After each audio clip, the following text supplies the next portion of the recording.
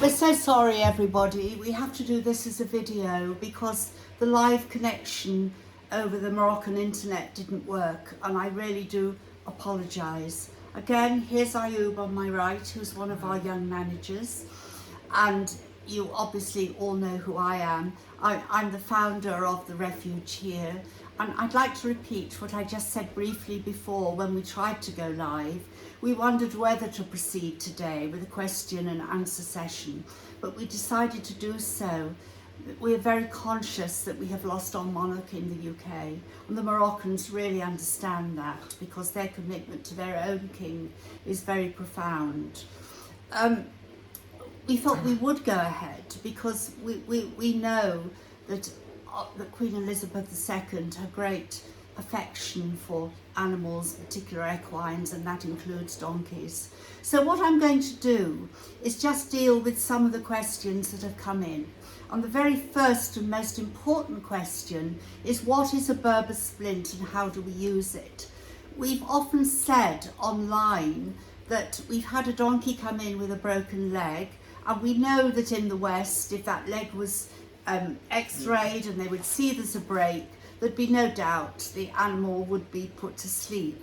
Whereas we have discovered here, using old techniques that have been used for decades, if not generations, we've been able to save so many donkeys. So what I'm going to do is just hand over to Ayoub, and I'll talk you through what he's doing. So, okay, Ayoub. Hello.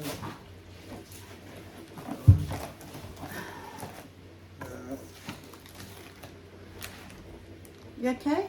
Yeah. Okay. We all need scissors and bamboo and cord and more bandages. Just let me stop you there because many might not understand what we mean by bamboo. Bamboo grows profusely in Morocco, and it's a huge strong stem that's hollow on the inside, and what Ayoub does is he splits it so you can see it's flattened on one side and curved on the other. He said it also needs twine. Okay, go on from there. That's a leg donkey. We have its wound here. We should to clean that very clean. That's where it may be broken. Yeah. Clean, go all this piece. And check it. Some cotton like that. Now you see what he's doing. We use wads and wads of very good quality cotton wool, and we bind where the break is. We align the break. That might sound very primitive to many of you in the UK. Oh, here's Brahim, our night guardian, just helping, as he often does when we have this sort of disaster. Take it.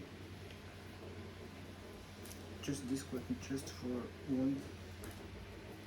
Now what Ayoub's doing, he's wrapping that very thick wad of cotton wool around the break in the leg with a bandage. And of course many of you supply these bandages to us here, and for that we're very grateful. Okay, and more cotton now. More cotton. We need a lot of cotton wool, folks. So if you're coming over, bring us some cotton wool.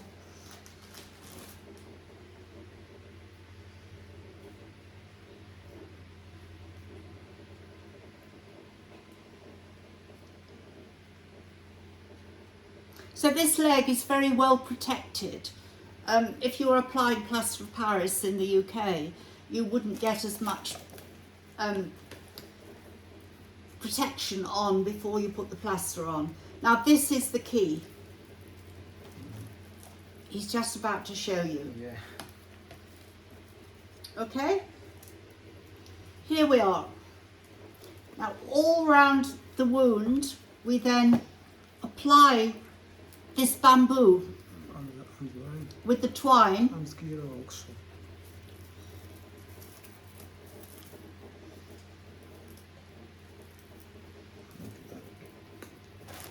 The bamboo creates stability, but the air can get through because we live in a very hot climate where bacteria can spread very easily.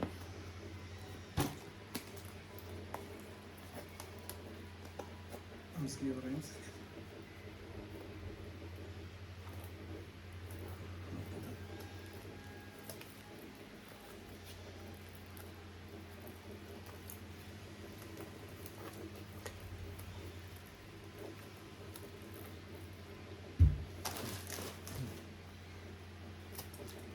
There we are, so that's applied. And then I think what you do, Ayub, is you put some wooden splints up, don't you? Yeah. Yeah. When donkey is strong, fat. Yes. What Ayub is saying, that is on the leg, and if the donkey puts his foot on the ground, he may well continue to injure the leg. So they apply big strips of wood that go just beyond the donkey's hoof. So when he puts pressure on the ground, the pressure is taken by the wooden splint. And how long would you leave that on? 3 months like that. Or 3 months. With intubate, with injection every day. All right, and what Ayub is saying, we would give antibiotics and anti-inflammatories every day.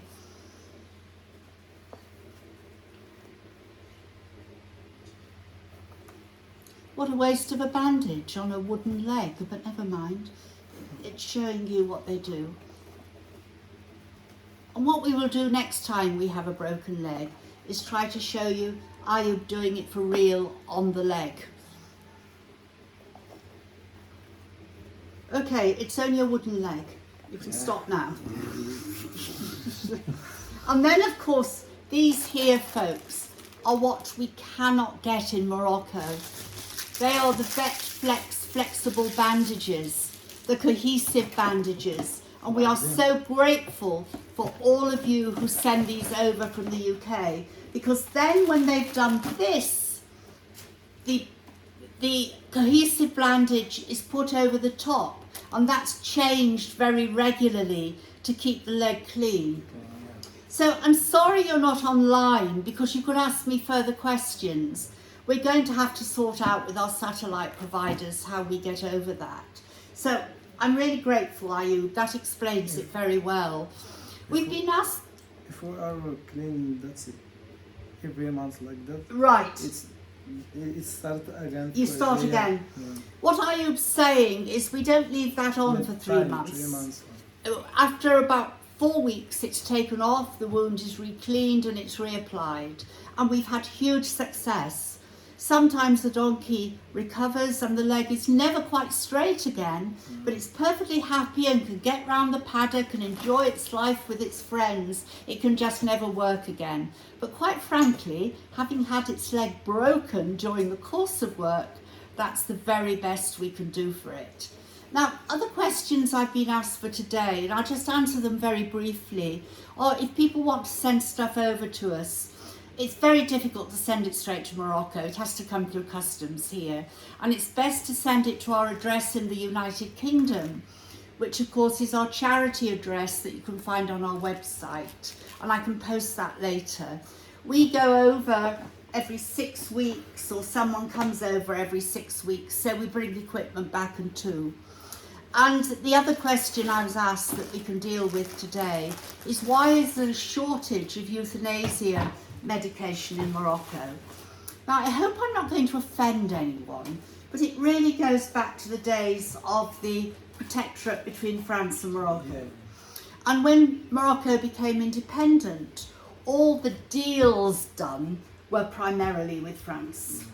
And the only contract between Morocco and another country in terms of bringing ketamine in is with France. And sometimes it fails. Sometimes we just don't get it. We are looking really strongly at how we can possibly have contracts with other countries like the UK. What we can't do, and it upsets us greatly, people say to me, will you bring some ketamine in? I can't, I'm not a vet. There has to be a license to bring ketamine out of the country and into Morocco. It's a Class A drug, and there are huge problems around that. So I'm really sorry we couldn't go live, and this is by way of a YouTube video, but I hope it's better than nothing, and we will look at next Sunday as to how we can improve our live content. So bye bye for now, and thank you for watching.